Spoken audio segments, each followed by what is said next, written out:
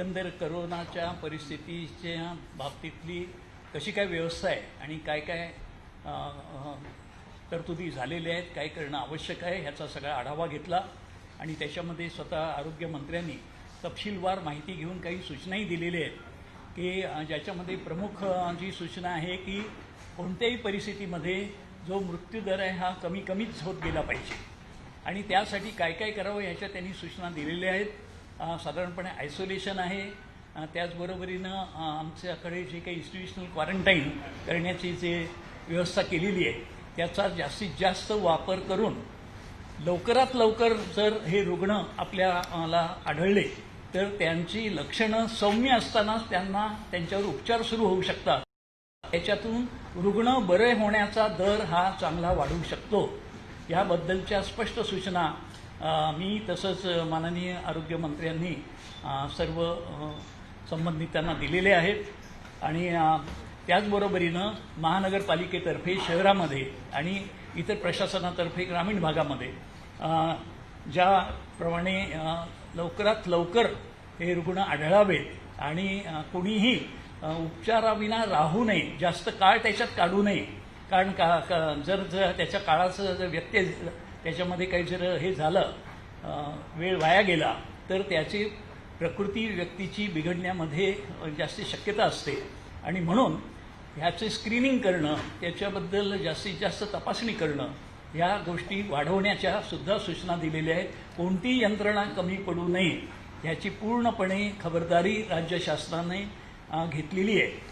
उद्याचा जो लॉकडाऊन आहे हा सुद्धा नाईलाजाने करावा लागतोय, कारण लॉकडाऊन करावं ही कुठल्याही शासनासाठी कुठल्याही यंत्रणेसाठी काही फार मोठी सुखावह गोष्ट नाही. परंतु आपल्या जिल्ह्यामध्ये शहरामध्ये रुग्णांची संख्या वाढत असल्यामुळे आता जनतेतूनच ही मागणी आली की याच्यावर एखादा प्रभावी उपाय करा. लॉकडाऊनसारखा सुद्धा उपाय करायला हरकत नाही. लोकप्रतिनिधींनी सुद्धा याबद्दलचा आग्रह केला आणि त्याच्यामुळेच उद्यापासूनचा हा लॉकडाऊनचा सुरू होत आहे आणि तो जास्तीत जास्त प्रभावीपणे अंमलात यावा ही आमची सर्वांची इच्छा आहे की ज्याच्यामुळे पुन्हा पुन्हा लॉकडाऊन करायची वेळच येऊ नये. तर ह्या पूर्ण 8-10 दिवसाच्या लॉकडाऊननंतर करोनाची साखळी पूर्णपणे भेदण्यामध्ये आपल्याला यश आलं पाहिजे. ही साखळीच एकदा तुटली तर आपण ह्याच्यातून मुक्त होऊ शकू, हा त्याच्या मागचा मुख्य उद्देश आहे. या शहरामध्ये बाहेरून जे येणारे लोक आहेत त्यांच्यामुळे प्रादुर्भाव होऊ नये म्हणून सुद्धा खबरदारी घेतलेली आहे. साधारण 6 एंट्री पॉईंट आहे. निम्मे जे मुख्य रस्ते आहेत ते 6, ह्या 6ही ठिकाणी नियंत्रण पथकं ठेवण्यात येत आहेत आणि शहरात प्रवेश करू इच्छिणाऱ्या प्रत्येकाची तिथे अँटीजेन टेस्ट होणार आहे. हे अँटीजेन टेस्टचा रिपोर्ट साधारण 1 तासाभरात येतो आणि त्या 1 तासातच ते जर पूर्णपणे निगेटिव्ह असेल तर त्याला जाऊ दिलं जाईल. जर त्याच्यामध्ये काही आजारपणाचं लक्षण आढळलं तर ताबडतोब ताब्यात घेऊन त्याला रुग्णालयामध्ये पाठवलं जाईल. त्यामुळे कुणीही शहरामध्ये असंच येऊ शकेल आणि प्रादुर्भाव वाढवेल किंवा संसर्ग वाढवेल ही शक्यता नाही. 6ही ठिकाणी एंट्री पॉईंट्सना 12-12 तासाच्या ड्युटीज देऊन 2-2 पाळ्यांमध्ये पथकं ठेवली जातील. म्हणजे एकूण 12 पथकं ही सुसज्ज ठेवण्यात आलेली आहेत आणि ही सगळी खबरदारी एवढ्यासाठीच घेतलेली आहे की शहरामधला जो रुग्ण वाढीचा वेग आहे तो जास्तीत जास्त लवकर कमी व्हावा.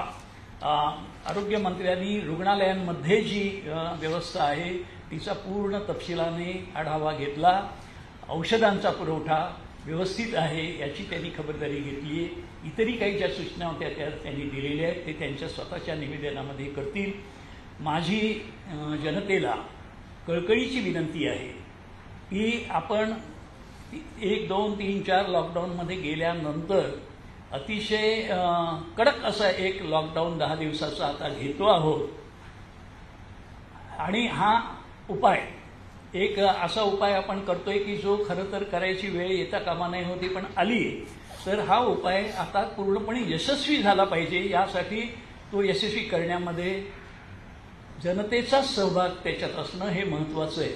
जनतेनं जर मनापासून पूर्णपणे सहभाग दिला तर मला खात्री आहे की लॉकडाऊनचं जे पाऊल आपण उचललेलं आहे ते यशस्वी होईल आणि आपलं शहर, आपला जिल्हा हा करोनामुक्त होण्याच्या दिशेनं झपाट्यानं प्रगती करेल. तेव्हा जनतेला कळकळीची विनंती आहे, आता पूर्ण सूचना आधी दिलेली आहे. 3-4 दिवसापासून याचं सुतोवाच झालेलं आहे. त्यामुळे अनेकांनी आपल्या घरी काही वस्तूसुद्धा घेऊन ठेवलेल्या आहेत. तेव्हा खरेदीसाठी सुद्धा बाहेर पडण्याची आवश्यकता नाही. तेव्हा घरीच राहा, सुरक्षित राहा आणि लॉकडाऊन यशस्वी करा अशी माझी जनतेला विनंती आहे. आणि त्याचबरोबर सर्व प्रसार माध्यमातील मित्रांना खास आग्रहाची विनंती आहे की तुम्ही या दृष्टीने तुमच्या मताला खूपच महत्त्व आहे. तेव्हा तुम्ही सुद्धा त्या दृष्टीने जनतेला आवाहन करण्यामध्ये कुठेही कमतरता भासू देणार नाही अशी माझी आपल्याला विनंती आहे आणि आपल्याकडून तशी अपेक्षा आहे. आपल्या सर्वांच्या सहकार्यानं ह्या करोनाचा प्रादुर्भाव थांबवून आपण एका सुरक्षित जिल्ह्याच्या, शहराच्या दिशेनं वाटचाल करू अशी मी अपेक्षा करतो आणि माझे सहकारी राजेश टोपे यांना विनंती करतो की त्यांचं निवेदन त्यांनी करावं. आदरणीय सुभाष देसाई साहेब, पालकमंत्री औरंगाबाद, आणि आमचे सहकारी श्री अब्दुल सत्तारजी, सर्व अधिकारी वर्ग, पत्रकार बांधवांनो, आज मी तसं तिसऱ्यांदा जवळजवळ औरंगाबादची सविस्तर बैठक घेतोय आणि महत्त्वाचं एकच आहे की आता जसं पालकमंत्री महोदयांनी सांगितलं की ही चेन ब्रेक करण्यासाठी वाढत असलेली संख्या कुठेतरी रोखण्याच्या दृष्टिकोनातून ही, कारण इन्क्युबेशन पिरियड हा जो काही 10 ते 14 दिवस असू शकतो, या दृष्टिकोनातून हा एक लॉकडाऊन घ्यावा अशी सर्वदूर लोकप्रतिनिधींची असो आणि इथल्या स्थानिक लोकांचीही असो, आणि इन जनरल त्यापेक्षाही महत्त्वाचं आमच्या सार्वजनिक आरोग्य विभागाच्या वतीनं देखील एक विचार असा झालेला आहे की ज्या ठिकाणी अशा काही संख्या वाढते त्या ठिकाणी आपल्याला लॉकडाऊन करून ही चेन ब्रेक करण्याच्या दृष्टिकोनातून कारवाई करावी. तर ती उद्यापासून लॉकडाऊनचा एक महत्त्वाचा विषयचा निर्णय या ठिकाणी घेण्यात आलेला आहे. तो पण औरंगाबाद शहरातील आणि ग्रामीण भागातील लोकांना सांगणं गरजेचं आहे. मुख्यतः जी सर्वे म्हणजे आता जो आढावा घेण्यात आला डिटेल, तो मी फार डिटेलमध्ये न सांगता ॲक्शन पॉईंट्स मी सांगू इच्छितो. आणि ॲक्शन पॉईंट्समध्ये प्रामुख्याने एक नक्कीच आहे की हा कोरोना कंटेन करण्यासाठी, हा व्हायरस कंटेन करण्यासाठी सर्वात महत्त्वाचं काय असेल तर ट्रॅकिंग, ट्रेसिंग म्हणजे सर्व्हेलन्स प्रॉपर करणं हा सगळ्यात महत्त्वाचा विषय आहे. आणि त्यामुळे त्याची जी एकाच 15 वगैरेचा जो इंडेक्स, एक इंडेक्स केसला 15 तरी किमान आपण high risk contacts, low risk contacts मिळून संख्या असायला हवी, ती मे महिन्यामध्ये थोडी घसरली होती. ती एकाच 6, एकाच 7 अशा पद्धतीनं होती, जी आढाव्यामध्ये लक्षात आली. ती आता दुरुस्त करून एकाच 15 ही असायलाच हवी हा एक बंधनकारक विषय करण्यात आलेला आहे की जेणेकरून कोणीही स्किप होता कामा नये, सुटता कामा नये. आणि त्यामुळे सर्व्हेलन्स टीमनी खूप दक्ष राहून काम करणं गरजेचं आहे.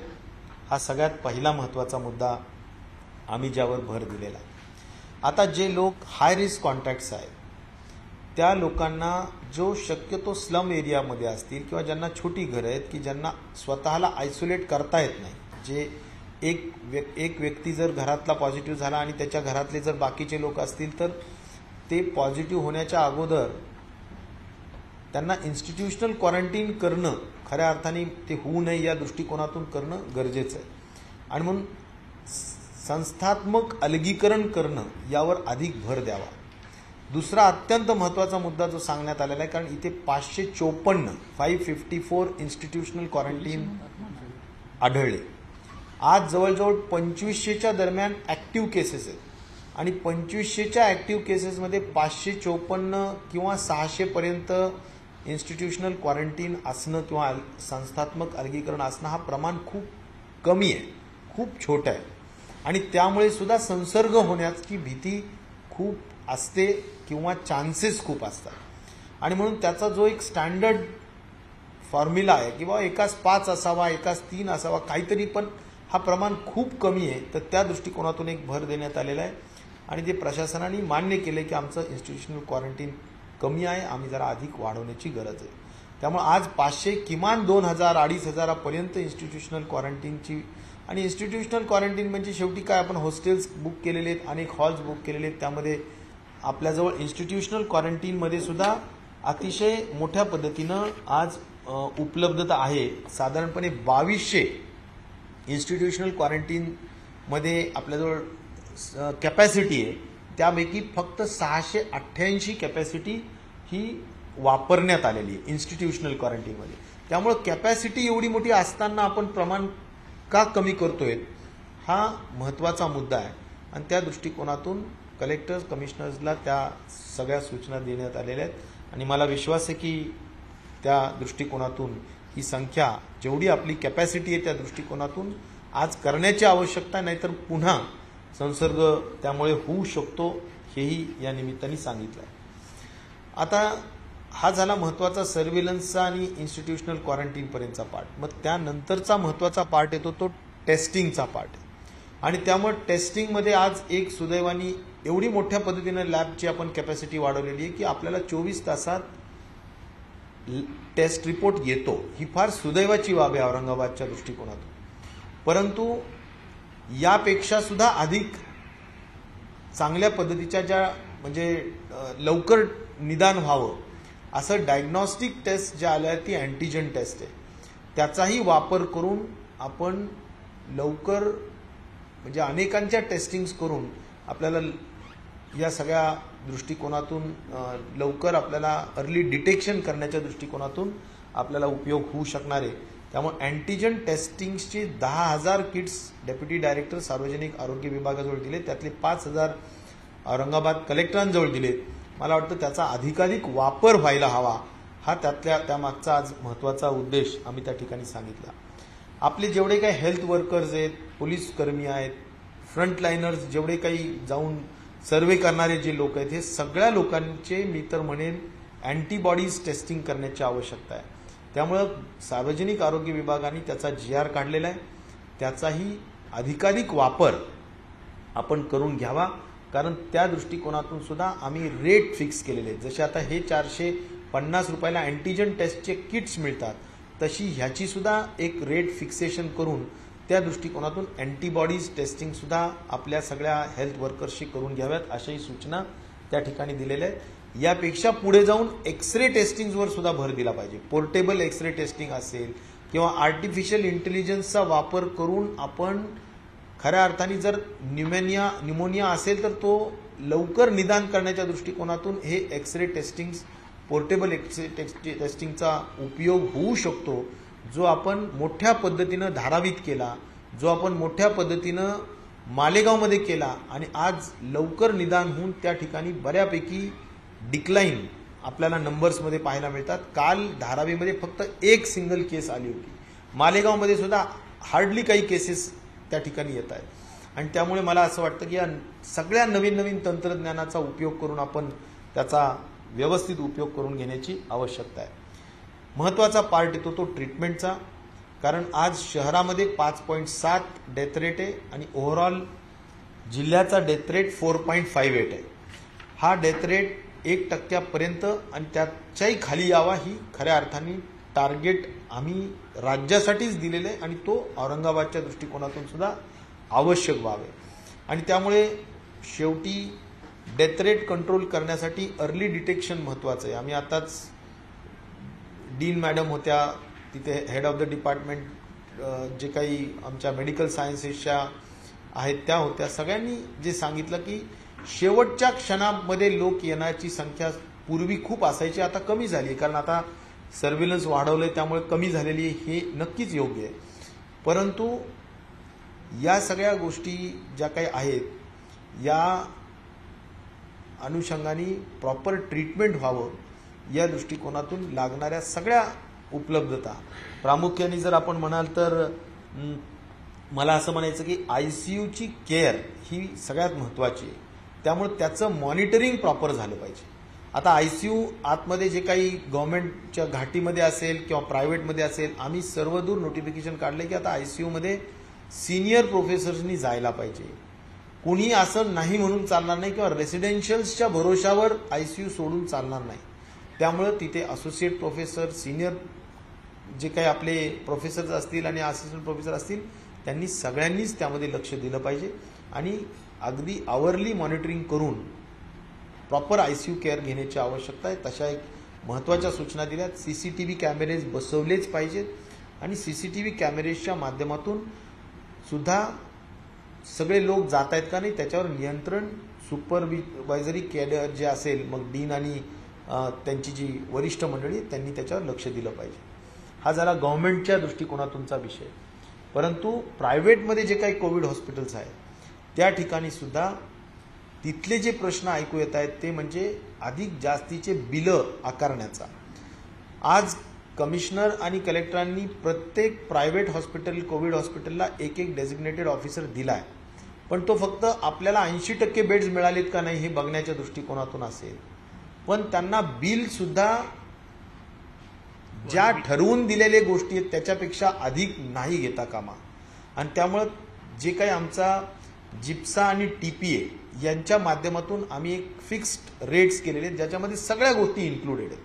म्हणजे तुमच्या सगळे टेस्ट वगैरे जे काही असतील, म्हणजे टोटल ज्याला म्हणू आपण टर्नकी पर डे, मग तो 7,500 रुपयाचा रेट असेल किंवा 4,500चा असेल, हे जे काही रेट्स आहेत वेगवेगळ्या बेड्सच्या अनुषंगाने, तर त्या माध्यमातून बेड्स आकारले जात आहेत का नाही बिलं, हे यासाठी ऑडिटर नेमला पाहिजे प्रत्येक मोठ्या हॉस्पिटलला. मग हे सगळे ट्रस्ट हॉस्पिटल असतील किंवा प्रायव्हेट हॉस्पिटल असतील तर आता ते सुद्धा नेमण्याचं काम केलं जात आहे आणि बिल्स सुद्धा कुठल्याही अवाच्या सवा घेऊन चालणार नाही या बाबतीत सुद्धा दक्षता आपण त्या ठिकाणी घेतोय. त्यामुळे सीसीटीव्ही बसवणे, पेशंट्सच्या नातेवाईकांना पेशंट्सला पाहता यावं आणि वार्तालाप करता यावं, हा जो काही सुप्रीम कोर्टाचा निर्णय आहे त्याची पण अंमलबजावणी झाली पाहिजे या दृष्टिकोनातून सुद्धा आपण त्या ठिकाणी आवर्जून सूचना दिलेली आहे. आणि या माध्यमातून मला वाटतं ट्रीटमेंट प्रोटोकॉलच्या माध्यमातून आम्ही काम करतोय. पण प्रामुख्याने काल कॅबिनेटमध्ये सुद्धा जी चर्चा झाली की सर्वदूर अँटीव्हायरल ड्रगची मागणी आहे आणि त्यामुळं रेमडेसिवीर असेल, फ्लॅव्हिपिरावीर असेल, हे व्हायरल ड्रग्ज आहेत आणि सायटोकाईन स्टॉर्म्सच्या दृष्टिकोनातून सुद्धा वापरणारी टॉसिलोझुमाबची महत्त्वाचा ड्रग असेल, ह्या सगळ्यांचंच उपलब्धता ही व्हावी या दृष्टिकोनातून शासन प्रयत्नशील आहे. आज सुद्धा मी म्हणजे मागच्या 2 दिवसापूर्वी सुद्धा मी कलेक्टरांजवळ CSR मधून काही रेमडेसिवीरच्या वॉइल्स उपलब्ध करून दिल्या होत्या. आज सुद्धा आम्ही एक 550 नवीन वॉइल्स काही पेशंटच्या दृष्टिकोनातून उपलब्ध करून देतो आहोत. ते पण CSR मधून जाणीवपूर्वक औरंगाबादला या ठिकाणी देण्याचा व्यवस्था करतो आहोत. परंतु सिप्ला कंपनीने एक 2-4 दिवसाच्या आत बाहेर याची उपलब्धता वाढवून देऊ असं सांगितलेलं असल्या कारणाने आम्ही त्याची वाट बघतोय अतिशय उत्कंठेने की उपलब्धता वाढावी.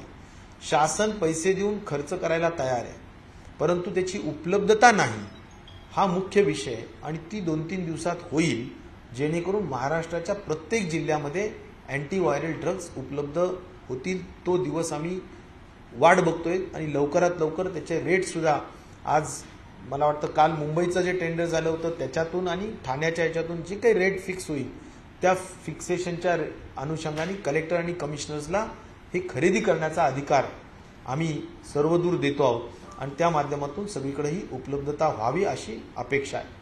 त्यामुळे सिप्ला आणि हिट्रो कंपनीला सुद्धा माननीय मुख्यमंत्री महोदय सुद्धा सातत्याने बोलत आहेत की तुम्ही लवकर उत्पादन वाढवा आणि खाली लोकांना उपलब्ध करा. तर त्या दृष्टिकोनातून तेही आम्ही प्रयत्नशील आहोत हेही मला आपल्याला सांगायचं आहे.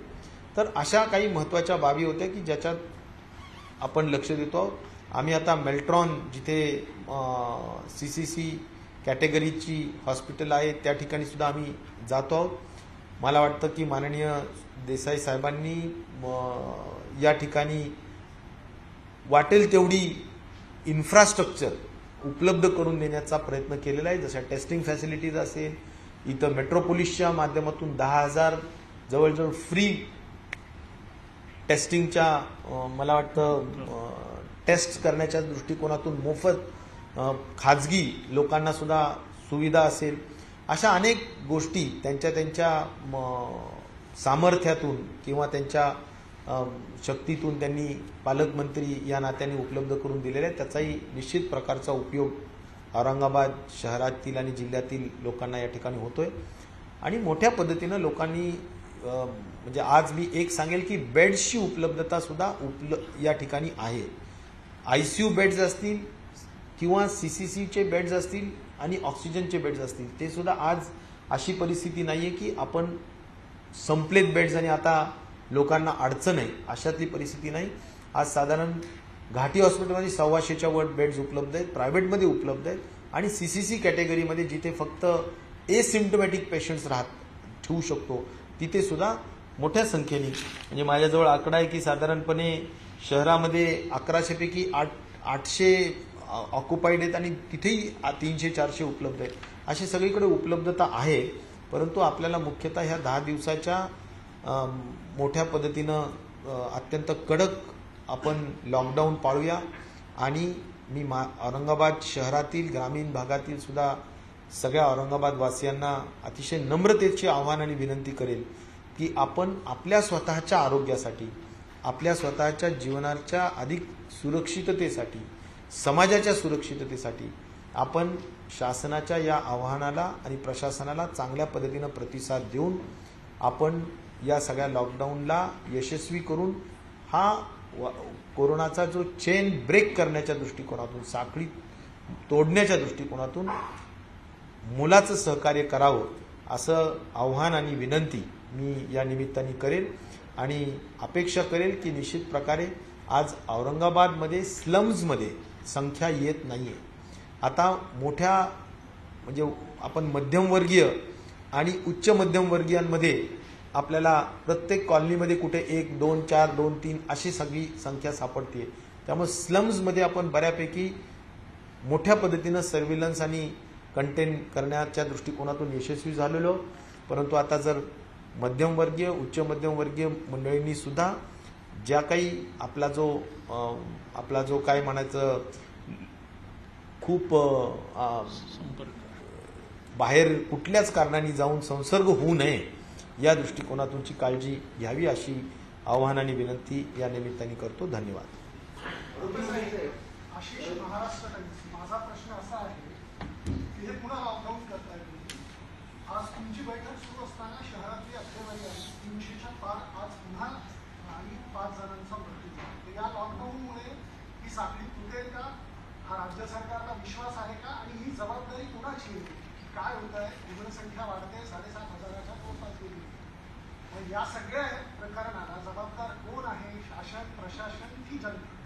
काय वाटतं तुम्हाला? आणि ही जी लॉकडाऊन तुम्ही पुन्हा करताय तर ते थांबेल असं तुम्हाला विश्वास आहे?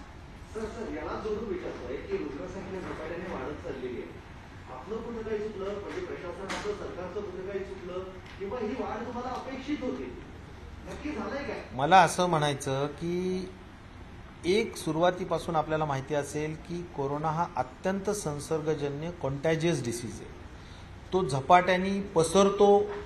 मला वाटतं ही मी नव्याने सांगण्याची गरज नाही, हे आपल्या सर्वांनाच विदित आहे.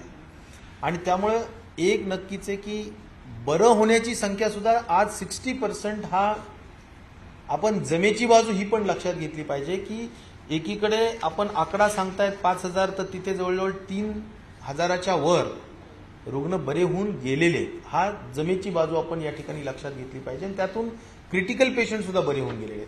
सांगण्याचा मुद्दा माझा एवढाच आहे की जरूर कॉन्टॅजियस डिसीज असल्यामुळे पसरतो आहे, तो रोखण्याच्या दृष्टिकोनातून आपण सर्वतोपरी प्रयत्न करतो आहोत. लॉकडाऊन हा नेहमी कधी करायचा असतो तर त्याचा एक जनरल थंब रूल असा आहे की आपल्याला साधारणपणे आपलं जे काही बेड्सची संख्या आहे किंवा आपली आरोग्याच्या सुविधेची संख्या आहे ही कुठेतरी आपल्याला जसं आपण एक 10-20-25% राहिल्यानंतर असं होऊ नये की सगळी संख्या संपलेली आपल्याला आणि आपल्याजवळ आता बेड्स उपलब्ध नाही आहेत. ही परिस्थिती होऊ नये म्हणूनच आपण हे लॉकडाऊन करतो आहोत. मधल्या या पिरियडमध्ये आपण बेडची संख्या सुद्धा वाढवणार आहोत, आपण सर्वेलन्स सुद्धा वाढवणार आहोत. आपली ही लॉकडाऊनचा अर्थ काय की बेडची संख्या सुद्धा मग ती ICU असो किंवा अन्य असो ती पण आपल्याला वाढवायची आहे.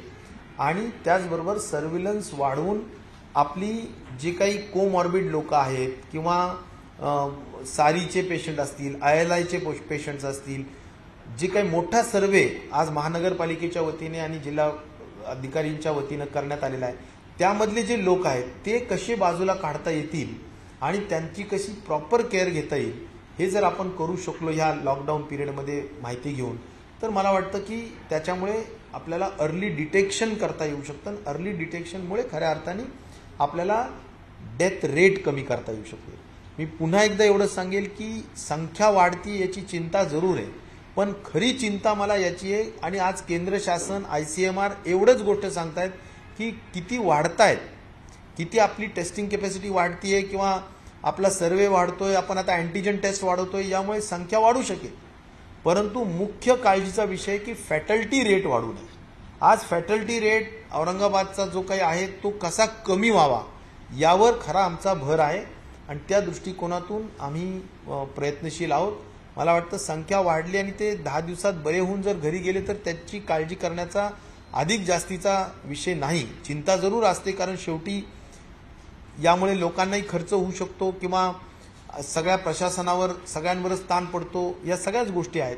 पण मुख्यतः आपल्याला साखळी तोडणे आणि आपलं इन्फ्रास्ट्रक्चर वाढवणे या दृष्टिकोनातून हा लॉकडाऊन असतो. आणि मला वाटतं सगळ्या गोष्टी शेवटी ICMRच्या सूचनेप्रमाणे महाराष्ट्र शासन लोकशाही आघाडी सरकार हे काम करत आलेलं आहे. पावला पावलावर कानामात्रा सुद्धा आम्ही ICMRच्याच गाईडलाईननी सुरुवातीपासून काम करत आलेलो आहे. आणि ICMR ही आपल्या देशातली एक अत्यंत महत्त्वाची संस्था आहे, जी या इंडियन मेडिकल काउन्सिल रिसर्च आपण ज्याला म्हणतो की ती या सगळ्या गोष्टींमध्ये आपल्याला गाईडलाईन करणारी ही संस्था आहे. मग केंद्र शासनाचे जे पथक येऊन गेले त्यांनी जी गाईडलाईन दिलेली आहे त्याच गाईडलाईनवर आपण काम करतो आहोत. त्यामुळे याला जबाबदार कोण काय, तर मला वाटतं की ICMR आणि या सगळ्या गोष्टींच्या ज्या आम्ही अनुषंगाने काम करतो आहोत, एवढंच आहे की त्यात अधिक परिणामकारक काम व्हावं ही अपेक्षा जरूर आहे. हे आढावे आणि ही जी काही सूचना असतात ह्या काही रॉकेट सायन्स आम्ही नव्याने सांगत नाहीयेत. मी पुन्हा जबाबदारीने सांगेल की हे जे काही काम आम्ही पूर्वी सांगितलेलं आहे ते अधिक सक्षमतेने करा, अधिक कार्यक्षमतेने करा. कुठल्याही परिस्थितीत याच्यात थोडीही हायगई होऊ देऊ नका. मान्य आहे की 120 दिवस झाले असतील, 130 दिवस झाले असतील, एक प्रकारची फटिकनेस सगळ्याच यंत्रणेवर येते, पण आपण मिशन मोडवर काम केलं पाहिजे आणि कुठल्याही परिस्थितीत यामध्ये आपण 1% सुद्धा हायगाई करायला नको, कारण लोकांच्या जीवन मरणाचा प्रश्न आहे. आणि म्हणून पोलीस यंत्रणेपासून तर ट्रीटमेंट करणारी डॉक्टर यंत्रणा असेल किंवा प्रशासनावर नियंत्रण ठेवणारे सगळे प्रशासनातले लोक असतील, या सगळ्यांच्याच टीमवर्कचा हा महत्वाचा आवश्यकता आहे. सांगितलं जात आहे की बरे होण्याचं प्रमाण चांगलं आहे, आम्ही बेड्स वाढवणार, हॉस्पिटल्स वाढवणार, हे तर प्रशासन सरकारचं कर्तव्यच आहे. तर संसर्ग रोखण्यासाठी का प्रशासन एवढं पुढे येते? जर संसर्ग जर रोखला गेला गल्लीबोळामध्ये जाऊन तर तुम्हाला बेडची इकडे जास्त लक्ष देण्याची गरज. अगदी बरोबर आहे. कुठेतरी चुकते हे मान्य करायला तयार आहात का तुम्ही? संसर्ग वाढत चाललोय, जेव्हा जेव्हा मंत्री येऊन सांगतात आम्ही निर्देश दिलेले, सगळ्या सोयी केलेला, मंत्री गेला की दुसऱ्या दिवशी दणकन आकडा वाढतोय आणि तो आतापर्यंत वाढत चालला.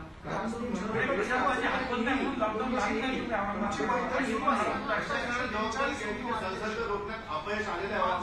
मृत्यू झाले. मी काय म्हणतो की शेवटी जगामध्ये आज मी तुम्हाला एक सांगू का, न्यूयॉर्कमध्ये दररोज 55,000 आकडा वाढतो, 55,000. माझं ते म्हणणं नाही, आकडा हा वाढतो कारण तो संसर्गजन्य आहेच. प्रश्न एवढाच आहे की आपलं काम आता एवढंच असलं पाहिजे की आपल्याला फॅटल्टी रेट कमी केला पाहिजे. आणि त्या दृष्टिकोनातून जरूर तुम्ही जसं म्हणताय की आता एखाद्या कॉलनीमध्ये, एखाद्या बिल्डिंगमध्ये जर का तो एखाद्या फ्लॅटमध्ये रुग्ण आढळला, आम्ही ती बारकाईने चर्चा केली, तर त्याच्यामध्ये आपण कंटेनमेंट झोन करण्याचे अधिकार कमिशनर्सला असतात.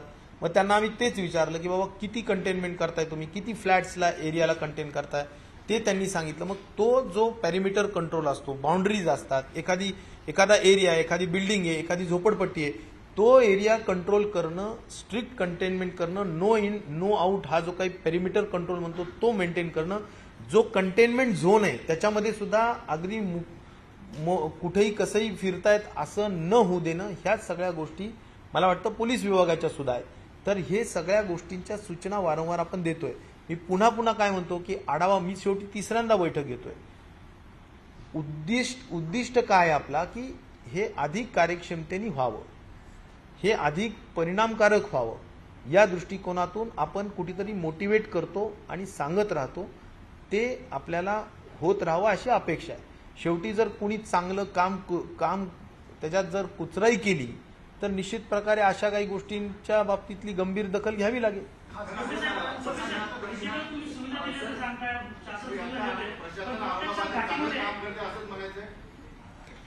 आता प्रशासन काम करत आहे, चांगलं आणि वाईटपेक्षा ते त्या डायरेक्शन्सला काम करत आहे.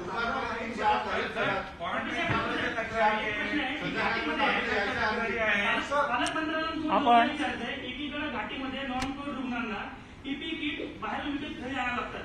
शासन सुविधा देते 12,800 पीपी किट घाटीमध्ये आहेत, पण तरीही कामगारांना गरीब रुग्णांना पीपी किटच्या चिठ्ठ्या लिहून दिल्या जात आहे. त्याला चालू स्वरूप मला वाटतं असं जर पीपी किट घाटी रुग्णालयात बाहेरून लोकांना आणावं लागत असेल तर ते बिलकुल मान्य होणार नाही.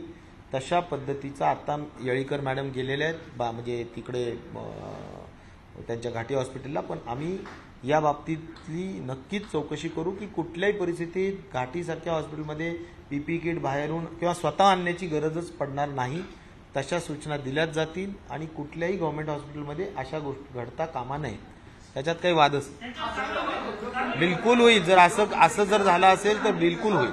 खासगी दवाखाने जादा दराने आकारणी करतात असं तुम्ही सांगितलं. त्यांच्या नाही, आकारणी करत असतील तर आम्ही तिथे ऑडिटरची नेमणुका करतो. तक्रारी केल्या, आता तुम्ही ऑलरेडी सांगितलं हे कधी पूर्ण होईल आणि त्यांच्यावर काय कारवाई होईल.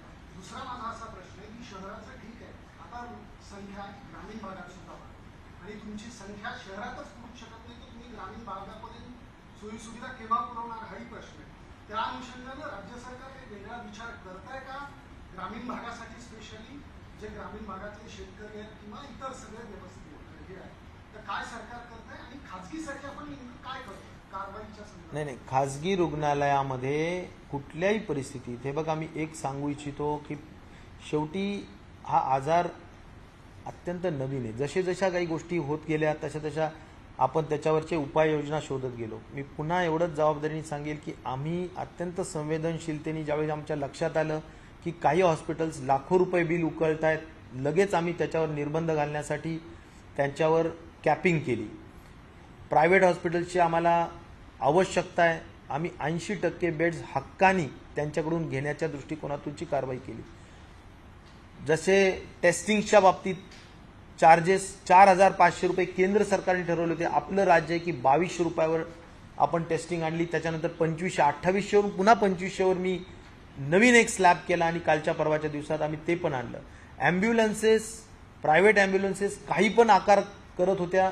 मी पुन्हा जबाबदारीने सांगतो, आम्ही ॲम्ब्युलन्सेस कलेक्टरला रिक्विजिशन करण्याचे स्ट्रिक्ट ऑर्डर्स दिल्या आणि रिक्विजिशन करून फ्री ऑफ कॉस्ट प्रत्येक पेशंटला ॲम्ब्युलन्स मोफत दिली पाहिजे, या पद्धतीच्या गोष्टी केल्या. जर कोणी प्रायव्हेट ॲम्ब्युलन्स वापरलंच तरी त्यांचा सुद्धा पर किलोमीटर रेट हा आरटीओ आणि कलेक्टरनी फिक्स करून त्या ठिकाणी दिला पाहिजे. लुबाडणूक होता कामा नये या दृष्टिकोनातून मी उदाहरणं देतोय आणि त्याच माध्यमातून मी सांगेल की प्रायव्हेट हॉस्पिटल्सनी अजिबात आम्ही लुबाडू देणार नाही.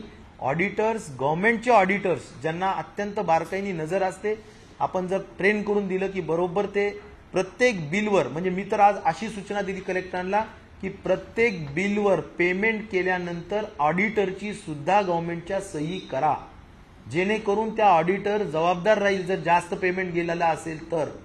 इथपर्यंत सांगितलं. कलेक्टर साक्षीदार आहेत, इथे मागेच बसलेले आहेत, कमिशनर साक्षीदार आहेत. मी म्हटलं अजिबात कोणी लुबाडता कामा नये. त्यामुळे आम्ही संवेदनशील आहोत. मलाही मान्य आहे की संख्या वाढतीये, त्याच्यासाठी आम्हालाही खूप चिंता आहे, आम्हालाही खूप काळजी वाटते लोकांची, या सगळ्या गोष्टी आहेत. परंतु याला धाडसानी फेस करणं आणि त्यासाठी माध्यमांनी सुद्धा एक सकारात्मक चित्र तयार करणं हे सुद्धा तेवढीच महत्त्वाची आवश्यकता आहे. आपण जर का भीतीचं चित्र तयार केलं तर ते सुद्धा लोकांच्या दृष्टिकोनातून म्हणजे मला म्हणायचं की तोही एक त्याबद्दलची एक भीती. तर औरंगाबादमध्ये काय सकारात्मक दाखवायचं तुम्ही सांगा. नाही, सांगायचा मुद्दा एवढाच आहे की कोरोनाच्या बाबतीत आपण म्हणजे तो कोरोना बरा होतो हाही महत्वाचा विषय सांगितला पाहिजे. कारण असं नको वाटायला लोकांना की काही लोक इतके भीतीने घरी बसलेले आहेत की तुम्हाला सांगतो अजिबात काही लोक बाहेरच निघत नाही. तुमची दाद दिली पाहिजे सगळ्या पत्रकारांची की तुम्ही लोक बिलकुल सगळे धाडसानी काम करतायत. त्यामुळे मला सांगायचा मुद्दा एवढाच आहे की तुम्ही सगळ्यांनी शेवटी राज्य शासन आणि चौथा स्तंभ असलेला आमचं मीडिया आणि प्रिंट मीडिया आणि सर्व आमचा वर्तमानपत्राचा भाग सगळ्यांनीच एक या महत्वाच्या पॅन्डेमिक सिच्युएशनमध्ये चांगली साथ देण्याची आवश्यकता आहे असं सुद्धा मी आवर्जून सांगितलं.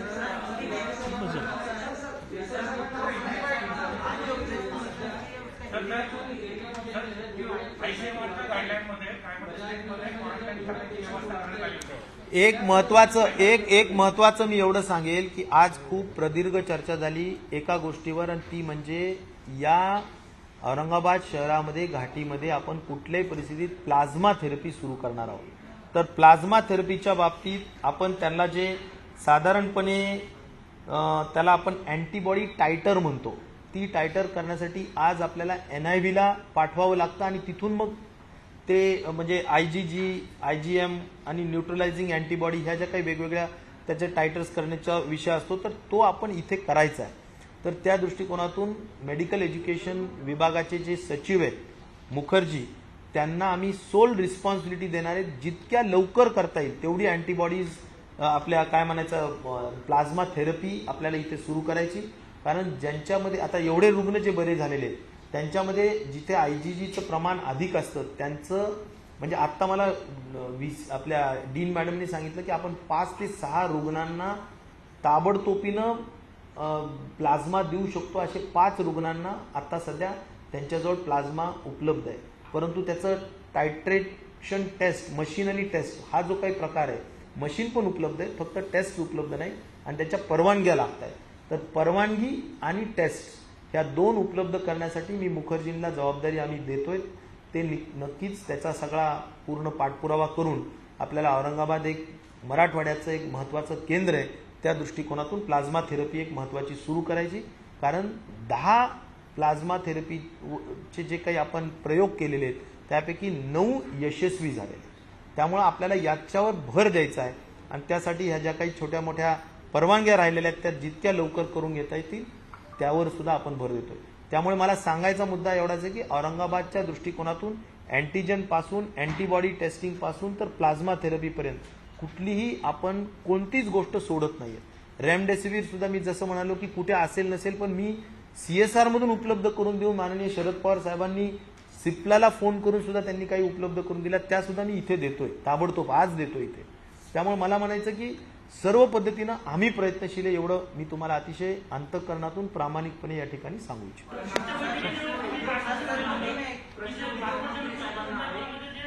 सिरियस पेशंट आहेत त्यांना फक्त 5,000 रुपयांची मदत मिळते बाकी सिम्पटोमॅटिक पेशंटची मदत मिळत नाही. मागच्या बैठकीत तुम्ही सांगितलं होतं की आमच्यापासून सॉल्व्ह होईल तर 1 महिना झाला पण त्याच्यात नाही त्याचे मी सांगतो काय की मशीन आहे सगळं आहे त्याचे टेस्ट आणि काही परवानग्या असतात. आता मला जे सांगितलं आता की FDA आणि DCGI म्हणजे कोण drug controller general of India तर ह्यांचं महात्मा फुले संदर्भात विचारतो. हां महात्मा फुलेचं काय 2 लाख 2.5 लाख रुपये जे होतं जे फक्त जे पेशंट सिरियस आहेत अशाच लोकांचं बिल पास होतं. सिम्पटोमॅटिक पेशंट जे त्यांना बिल पास होत नाही. नाही महात्मा ज्योतिबा फुले जन आरोग्य योजनेमध्ये 977 प्रोसिजर्स आहेत पॅकेजेस आहेत. त्यामध्ये कोणताही पेशंट असेल त्यातल्या संबंधाने तर त्याला कॅशलेस सेवाच मिळाली पाहिजे. कुठल्याही परिस्थितीत त्याला चार्ज 1 रुपया पण करता कामा नये. जर चार्ज केला त्या क्षणाला आम्ही त्या हॉस्पिटलला डिएम्पॅनल्ड करू हे मी तुम्हाला आज जाहीरपणे या ठिकाणी सांगतो. त्यामुळे कुठलंही कॅशलेसचा अर्थ झिरो बिल आलं पाहिजे त्याला काही विषय नाही. हा एक नक्की आहे की त्या हॉस्पिटलनी काही त्या 977च्या बाहेर जाऊन काही जर हे असतील तर तुम्ही माझ्या निदर्शनास आणून तेवढ्यापुरतं ते चार्ज घ्यायला त्यांना अलाउड आहे.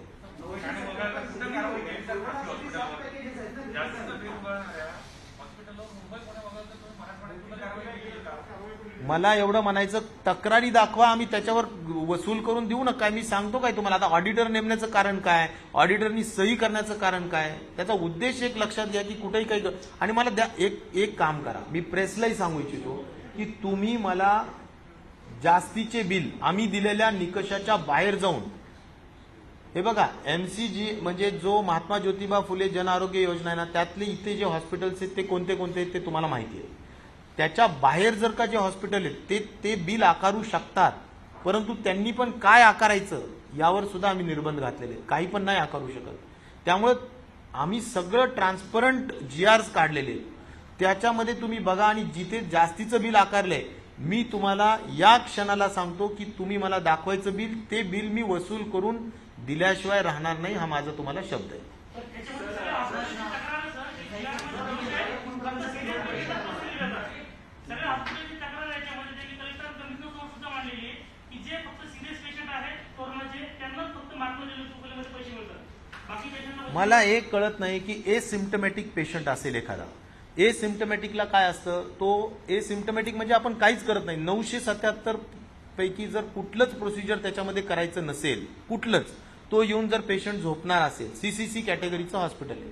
CCCचा अर्थ काय की एसिम्टमॅटिक तिथे फक्त जाऊन आराम करणार, त्याला इम्युनिटी वाढवण्याच्या दृष्टिकोनातून व्हिटॅमिन C देणार, नॉमिनल त्याचं ॲझिथ्रोमायसिन वगैरे ज्या काही औषधी असतील त्या देणार, ज्या टॅबलेट्स, समजा आता हायड्रॉक्सिक्लोरोक्विन आहे, 2 रुपयाला गोळी आहे, तर ती देणार आणि तो तिथे आराम करणार, त्याच्यानंतर तो जाणार. पण प्रश्न आहे की त्या 977 पैकी कुठलाच प्रोसिजर केलेली नसेल तर त्या बेडचे जे चार्जेस आहेत ते हॉस्पिटल घेऊ शकतं. मी तुम्हाला जबाबदारीने काय सांगतोय, 977 पॅकेजेस तुम्हीच अभ्यास करा, ते क्लिअर कट आहे. त्यापैकी जे काही काम झालेलं असेल त्याच्या व्यतिरिक्त काय असेल तर आपण घ्यायला लावू. आणि ह्याच्यासाठी डॉक्टर शिंदे यांचा ईमेल दिलेला आहे, यांचा फोन नंबर दिलेला आहे, तुम्ही त्यांना फोन करू शकता. ते सक्षम अधिकारी आहेत की ते वसूल करू शकतात आणि त्यांनी अधिकार खाली कलेक्टर्स आणि कमिशनरला सुद्धा डेलिगेट केलेले आहेत. मला एवढं सांगायचं, कलेक्टर कमिशनर इथं साक्षीदार आहेत. तुम्ही माझ्या वतीनं, आमच्या शासनाचे शेवटी ते एक प्रशासनाचा भागच आहे, तुम्ही जिथे जास्त आकारले त्यांना सांगा, ते वसूल करून देण्याची जबाबदारी त्यांची. मी प्रेस कॉन्फरन्समध्ये बोलतोय, कुठेही काही टाइमपास बोलत नाही. त्यामुळे त्यांची ती जबाबदारी आहे आणि आम्ही त्यांना अधिकार दिलेले आहेत, पूर्ण अधिकार दिलेले. त्यामुळं जर कुठं काही अवास्तव गोष्ट चाललेली असेल त्यांनी ती वसूल करून दिली पाहिजे. सगळ्यांचे आभार. प्रश्न आहे सर, उद्योग मंत्र्यांना एक प्रश्न असा आहे की औरंगाबाद येथील उद्योजकांनी मुख्यमंत्र्यांना एक पत्र लिहिलंय आणि त्यामध्ये त्यांनी असं म्हटलेलं आहे की आतापर्यंत जे लॉकडाऊन झाले त्यामुळे औरंगाबाद MIDCचे 700 उद्योग बंद करण्याची वेळ आलेली आहे आणि त्यामुळे आता उद्यापासून जे लॉकडाऊन होणार आहे त्यामध्ये उद्योगाला सूट द्यावी, अन्यथा हा 700चा आकडा जो आहे तो वाढण्याची शक्यता आहे. बघा, लॉकडाऊनचा अर्थ काय आहे आणि लॉकडाऊन हा उपाय कशासाठी आहे, करोनाला रोखण्यासाठी आहे, तर त्याला प्राधान्य आहेच. उद्योगाचं चक्र चालू व्हावं यासाठी आम्ही प्रयत्न केले. त्याच्यामध्ये मी पुढाकार घेऊन एप्रिलपासून या परवानग्या दिल्या, म्हणून आज 60,000हून जास्त उद्योग महाराष्ट्रात सुरू झाले, 16 लाखाहून जास्त कामगार कामावर रुजू झालेले आहेत. ह्या लॉकडाऊनमध्ये सुद्धा 3-4 कॅटेगरीज अशा आहेत की ज्यांना सवलत आहेच. त्याच्यामध्ये एसेन्शियल ज्या सर्व्हिसेस देतात, फार्मा, त्यांना सवलत आहे. एक्सपोर्टसाठी जे आहे त्यांना सवलत आहे. शेतीवर आधारित उद्योग आहेत त्यांना सवलत आहे. हे जे कॅटेगरीचे उद्योग आहेत ते चालूच राहणार, त्यांना काही बंधन नाही. फक्त मधल्या काळामध्ये आम्ही दुचाकींवर प्रवास करायला कामगारांना परवानगी दिली होती, परंतु त्याचा गैरउपयोग झाला, म्हणून आता दुचाकींवरची परवानगी रद्द केलेली आहे. फक्त बसमधून आणि मोटार कारमधूनच कामगारांची वाहतूक करता येईल. ही बंधनं पाळावी लागतील. उद्योग असेल, व्यापार असेल किंवा आणखी कोणी असतील, हे शेवटी समाजातलेच आहेत आणि समाजाच्या हितासाठी हे लॉकडाऊन असल्यामुळं ही बंधनं पाळून उद्योगांना ज्या कॅटेगरीमध्ये सवलती आहेत ते सोडून सगळ्यांना बंध हा पाळावा लागेल.